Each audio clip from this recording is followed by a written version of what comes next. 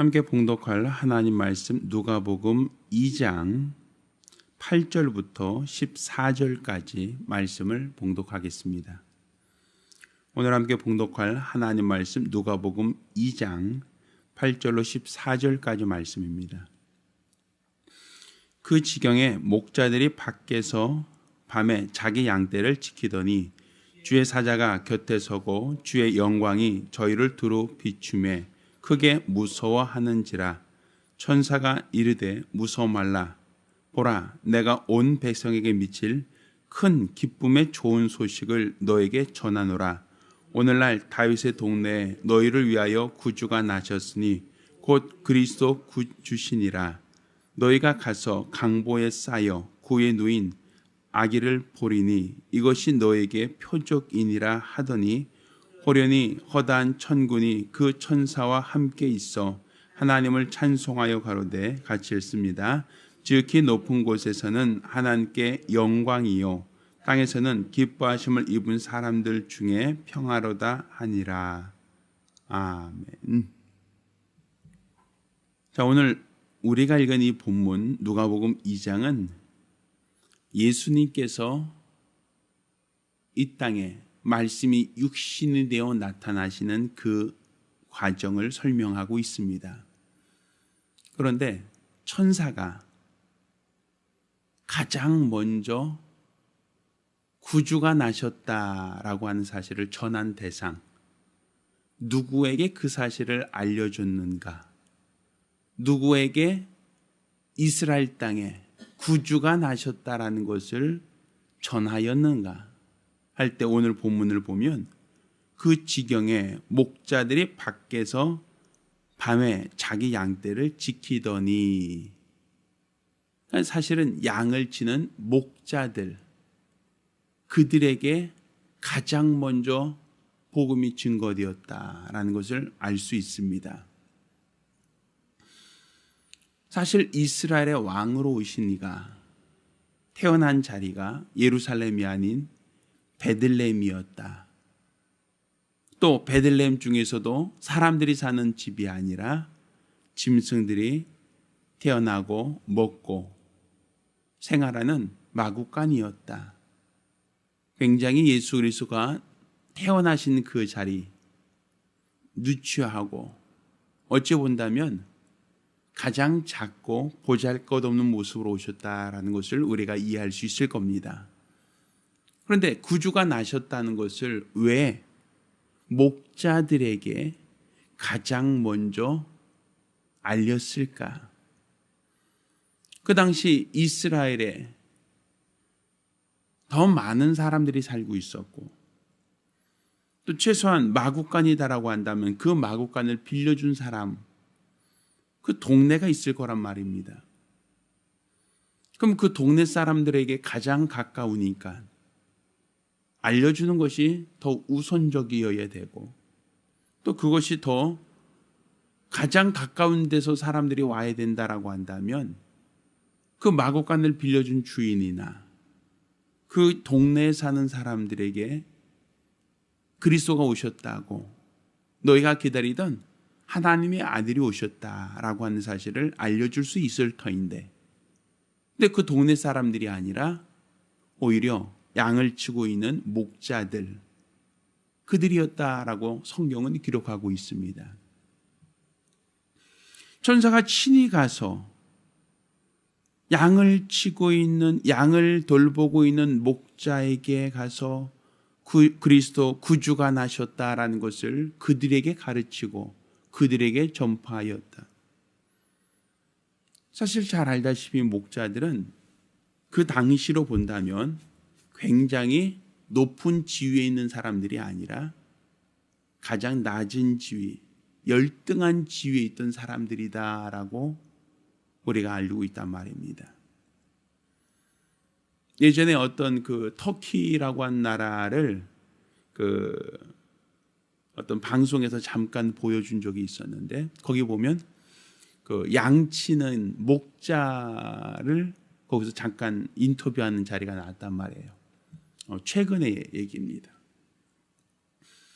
근데 이제 개를 끌고 다니면서 이제 양을 치고 실제로 이제 양을 방목하고 다니는 어떤 사람과 어떤 여행을 하는 사람이 인터뷰를 잠깐 했는데 이런 얘기를 해요. 아유, 누가 나한테 장가 들겠어요?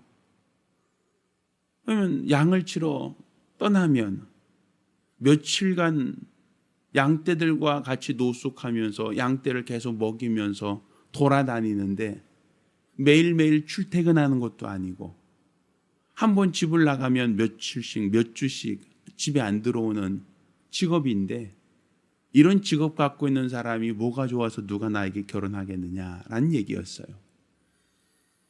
그러니까 실제적으로 양치는 것이라고 하는 것이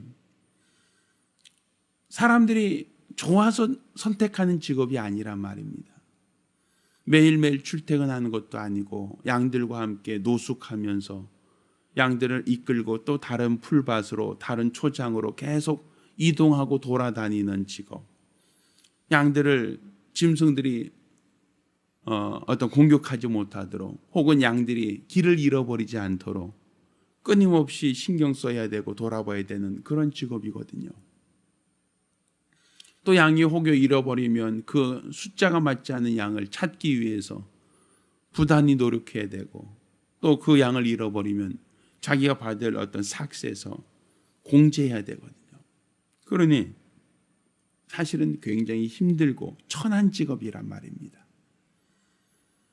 그런데 이렇게 천한 직업을 갖고 있는 사람들, 그들에게 예수가 오신다라는 것을 가장 먼저 전했다는 겁니다.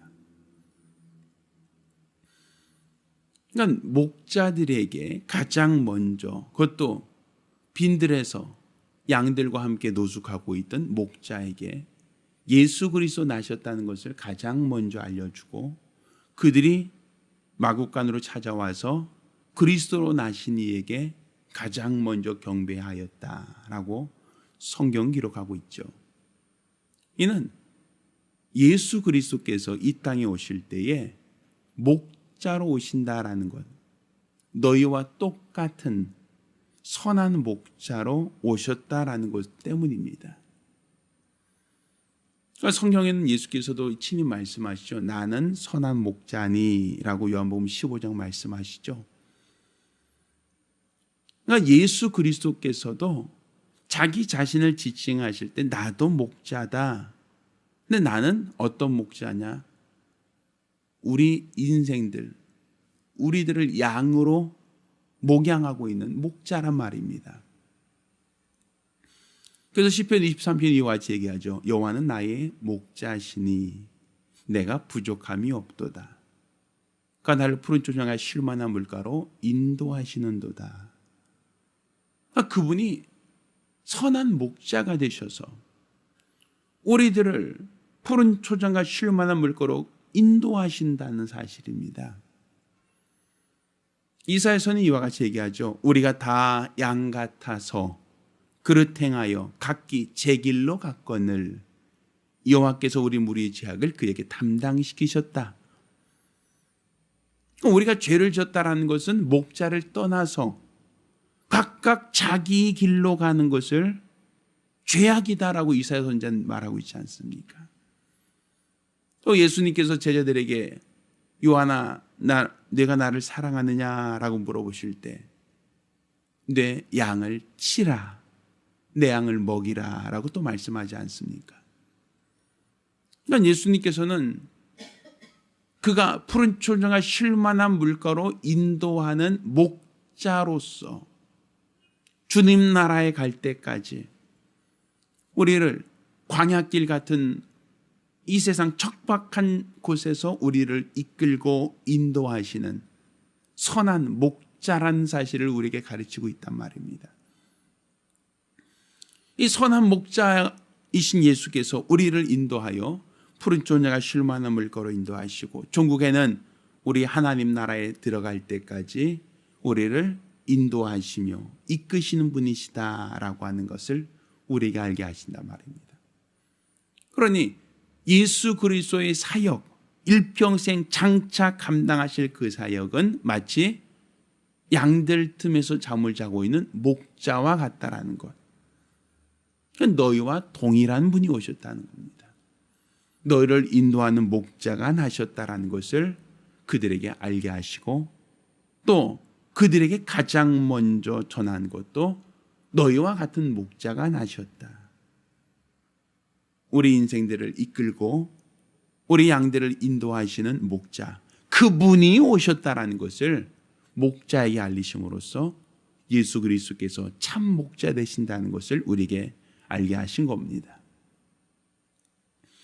따라서 그 당시 목자들은 사회적으로 지위가 낮고 천한 직분이지만, 그렇지만 예수 그리스도께서는 영광 받으러 오신 것이 아니라 우리 인생들을 양으로 삼으시고 우리들을 주님 나라에 들어갈 때까지 인도하시는 분, 이끄시는 분이라는 것을 우리가 알아야 됩니다.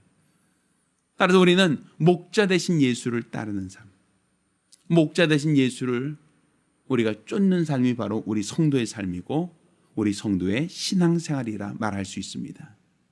따라서 우리가 기도하실 때에 내 평생에 목자 되신 예수를 따르는 성도가 되리라, 목자 되신 예수를 따르며 그의 인도를 받는 믿음의 삶을 살리라, 이런 믿음의 각오와 결단 갖기를 예수 이름으로 축원합니다.